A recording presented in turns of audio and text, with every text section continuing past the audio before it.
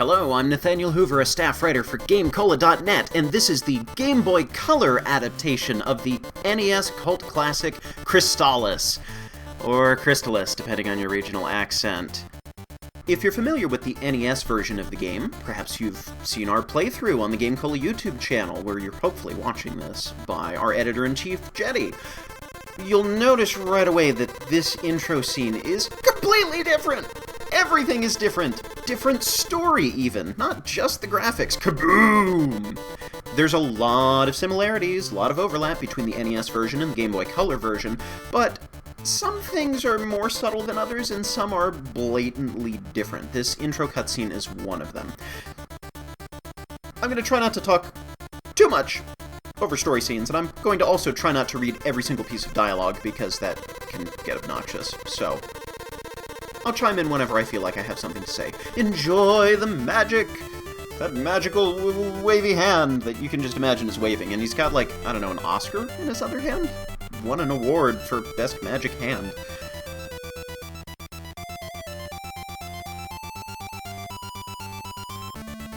You'll notice the music's different from the NES version, too. Talk more about that later.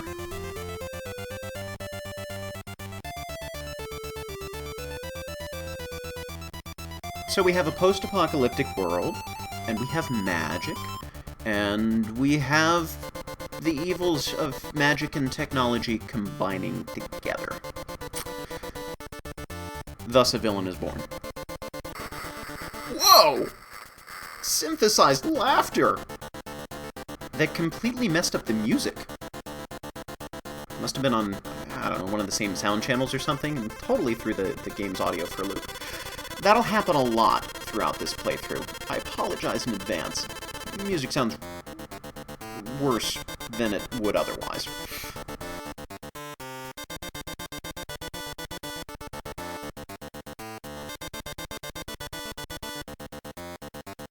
So right off the bat, we get introduced to these four wise men, four wise people. One of them is a girl, who unsuccessfully tried to take down the bad guy.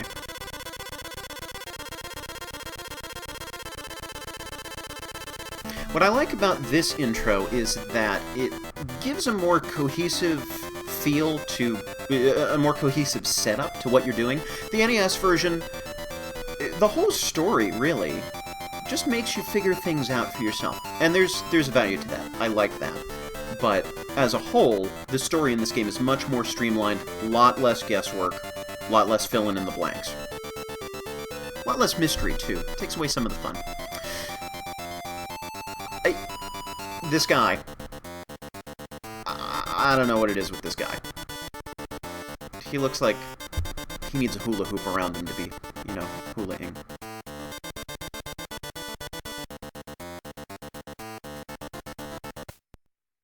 Yay! Crystalis! It's the title screen! It only took us 3.5 minutes.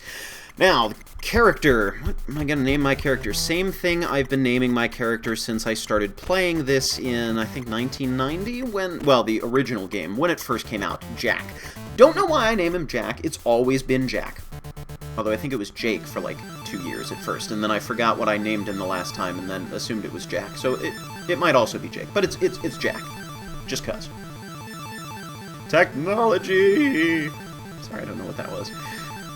And it's me, or Jack, or you, whoever. Explodey Cave. I love the man's surprise, woohoo! Jumping in the air, you know, legs flying forward. So, yeah, might as well save the game to get started.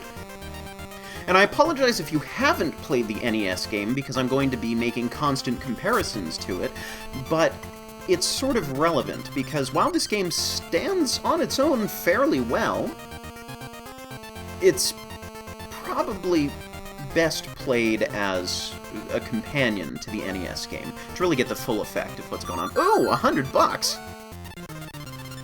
I wish me the best of luck of getting another $100 from you. I'm gonna move out of my way, post. Okay, so already we're seeing some different dialogue from the townspeople. I don't recall a vampire being talked about before.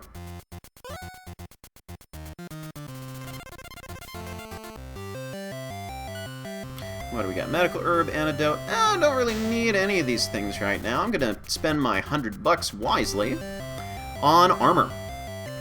So fun fact, armor and shield are two different kinds of armor. I guess that's kind of obvious, but armor protects you from collision damage, physical melee attacks. Shield, well, it doesn't protect you so much as reduce the damage you take from. Shield reduces the damage you take from ranged attacks, arrows and fireballs and things like that. And we have signs now instructing us, and a weather vane on top. So, a couple of little additions that weren't there in the NES game. Oh no! Or flour for cake. I love cake. Oh, interesting too, talks about the alarm flute. Cute, cute. The alarm flute was not for sale in the shop like it is in the NES game. So I wonder what that's gonna be all about. And this dude, the Elder didn't have a name before. Now he does!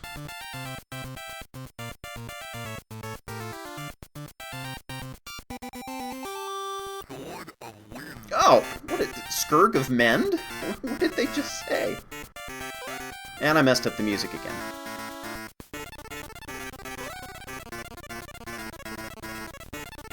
Wow, just given the plot on a plate here, just all at once. Again, I like some of the mystery of figuring some of this out for yourself that the NES game offers, but streamlined text. They want to simplify it, they want to make it clear, because admittedly, Crystalis can have some very confusing parts of it that don't necessarily get well explained, or do have an explanation but aren't immediately obvious. So here we are in the killing fields, with nothing to kill. How am I ever gonna level up? Okay, oh, Tiger Wolf, Wolfman, Tiger Man, Tiger Dude, and this cave wasn't there originally. Whoa! You are totally not appropriate for my level. Like, what are you doing here? So already we've got some surprises from the NES version. A completely new dungeon that was not here before.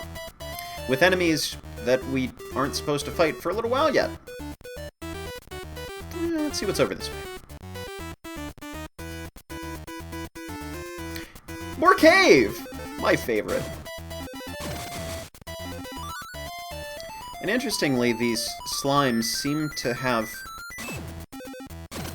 I don't know, it looks like an extra animation, like, oh, okay, we find the alarm flute in the cave, we don't buy it. Wonder if it's like a special item now.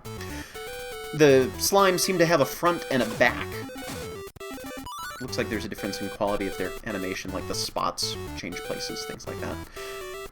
And there's more detail, there's torches, and there's stalactites and stalagmites. Exciting. Extra detail. I like it. I also like doing my sort of sidewalk along the cave wall. You can't see me, but I'm sort of pumping my arms back and forth like I'm, you know, walking. I should equip the armor that I buy. I'm normally not that bad at that. So yes, the Carapace shield, the, what is it, $80 turtle shell shield, is completely worthless at this juncture because, as I said, shields reduce damage from ranged attacks. There are no ranged attacks until you get to the next town, at which point you can get a better shield. Whoa!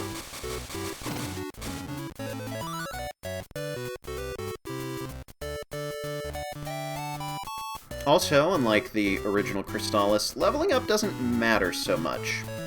In the original, there are several enemies, several bosses, who just don't take damage until you're a certain level, or more accurately, until your attack power is a certain number, is high enough. It doesn't really seem to matter here. I'll show you more of that later. I'm sorry, I'm standing on top of you, oh great wise Zebu, Zebu, Shabu, Shabu.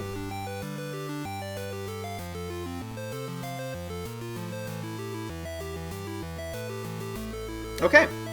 Oh, and this is fun.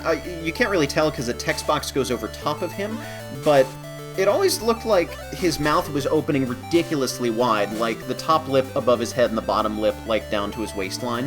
When you talk to him from behind, it's a ponytail, but it kind of looks like he's just opening his mouth when he talks to you. Walkity walk. I also apologize for reading very quickly. So speed read, or pause the video, or just wait for me to recap. So basically what's going on here, you are the hero who has awakened to take down evil, and in order to become powerful enough and find all the swords that have been scattered around the world, you need to go on these various fetch quests of sorts. Wake up! Poke people with swords until they wake up. You need to go on various fetch quests for the wise men, and not just fetch quests, but quests for the wise men. Training, if you will.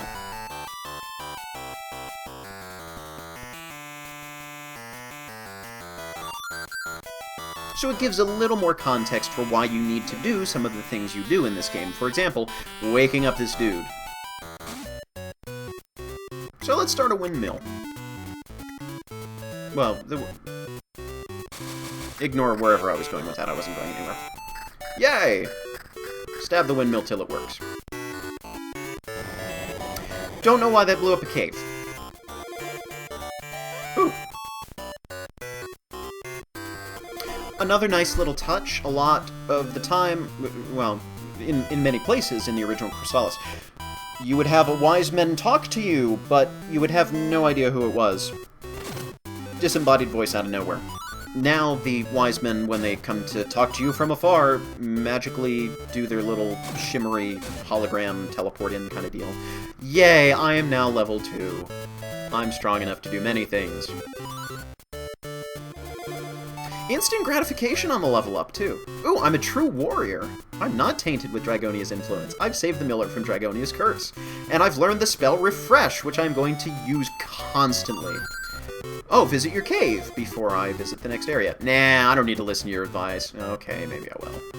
Ow! So let's equip, if you will, my spell, Refresh. Hold down the button, and drains your magic power as it restores your health. Yippee-doo. Back into the cave.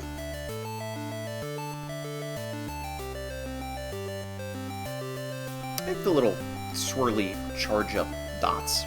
They're cool. Kill the vampire. And no, I'm not going to go back to town to restock because I leveled up and got all of my hit points and magic points back. Walk and walk. So that's another change. Instant gratification on a level up. It's not just an increase in stats, it's full recovery like you slept at an inn. I like that in some games. I think X-Men Legends did that if I'm remembering correctly. Or does that. It continues to do that every time you play the game. And my armor is now strong enough that I just bounce off of weaker enemies, or weaker enemies bounce off of me. Sorry, my screensaver just kicked in, because I forgot to change the amount of time that it should take for my screensaver to kick in. This is being played on an emulator. I own the game on the original hardware for the Game Boy Color, but it's much easier to record on an emulator. Particularly, oh gosh, why are there windows? What am I doing? Am I checking on something? Oh, well, this is no good at all. Let's cut this part out. Oh gosh. I'm disabling my screensaver. That's what's going on here. Wonderful video. Are we back on track now? Yes, okay, good. Sorry. So yes, playing on an emulator. Specifically, GBC. I think that's the name of it. I hope.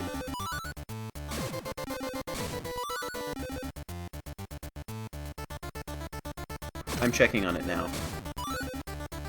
BGB. What are letters, anyhow? BGB is the name of the emulator, and recording this with OCam. OCam. Previously, I had, oh, I'm sorry, side note, I was gonna say something. What, pink, purple, whatever color the reddish blobs are, I'm colorblind. So the blobs that poison you if you get too close. There were one or two of them on the bridge that we just crossed over that were not there previously, so there's even some changed up enemy placement. And I think that's cool. I kind of like having the poison blob guys on the way in, because they're close enough to the entrance that if you get poisoned, you are now aware that there are things that can poison you in here, and you should probably go back and fetch an antidote, instead of getting halfway through the cave before you run into this, and you're like, oh phooey, this is the first real dungeon, I have no idea how long it's going to take me before I die of poison. So, slight changes are occasionally for the better in this game. A lot of people don't like this game, or this version of the game. Ball of Wind! Now I have a ball of wind. And a bat that I can't reach. Can I shoot through the wall? With my charged up? Oh, maybe not. Oh, well. Oh! Oh! Oh, hey!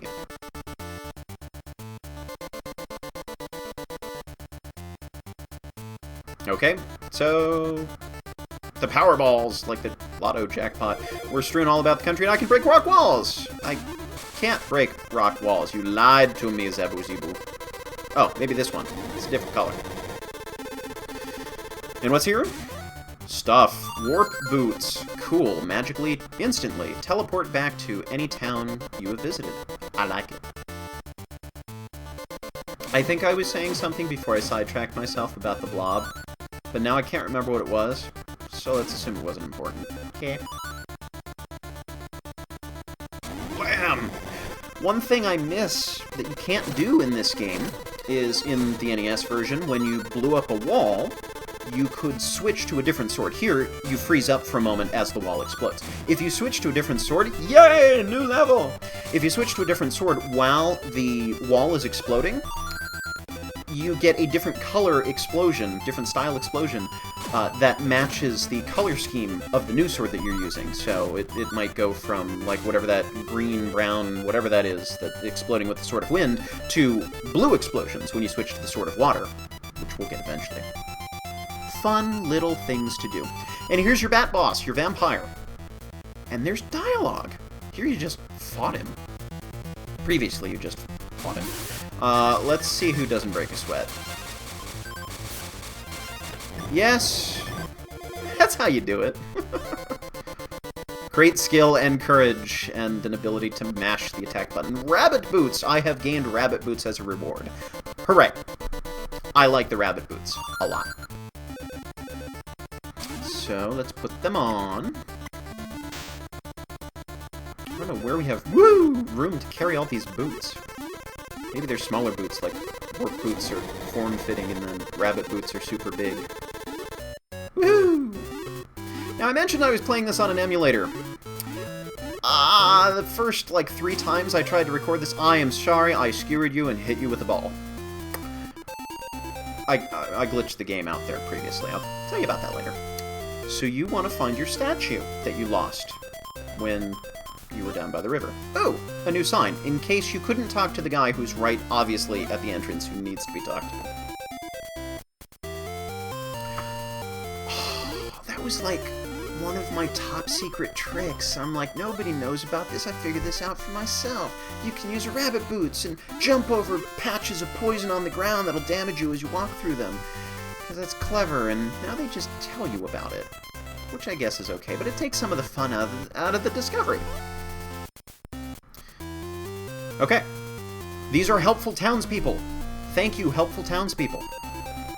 They tell you about the people who don't speak a language anybody understands. Over in the swamp. They tell you about the mountain that you can explore. Gives you a little guidance in case you're lost. That's what townspeople are supposed to be for. Stop talking to me! Okay. And it's the bar. Or the tavern. Or the tea house. I do mind! Private conversation. This is not going to end well. Go to Strike It Rich somewhere. I'm sure it'll be fine. Mind if I cut in?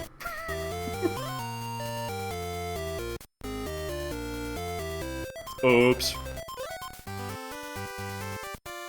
If you've been following anything GameCola's done, the GameCola YouTube channel, or our actual internet website, gamecola.net, you may be familiar with the Crystalis D&D cast that we did at one point. I was the Dungeon Master, and we had 4 people from...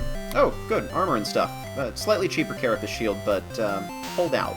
I would say. Unless you really, really, really are struggling with getting hit by flying axes and things.